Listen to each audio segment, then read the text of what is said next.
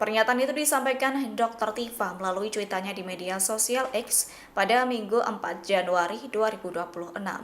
Menurutnya, keanehan pertama terlihat dari bentuk map wisuda yang digunakan para wisudawan. Ia menyebut map itu tampak tidak seragam, sebagian berbentuk vertikal dan sebagian lainnya horizontal. Pihaknya menegaskan sebagian salah satu perguruan tinggi terbaik di Indonesia sejak lama, UGM, memiliki standar ketat dalam pelaksanaan wisuda. Kemudian ia mempertanyakan keberadaan Jokowi dalam foto tersebut. Menurutnya, foto yang selama ini diklaim sebagai foto wisuda Jokowi justru tak memperlihatkan sosok yang diyakininya sebagai Jokowi. Lebih lanjut, Tifa menanggapi pertanyaan warganet yang menyebut sosok Jokowi berada di barisan paling belakang. Download Tribun X sekarang, menghadirkan lokal menjadi Indonesia.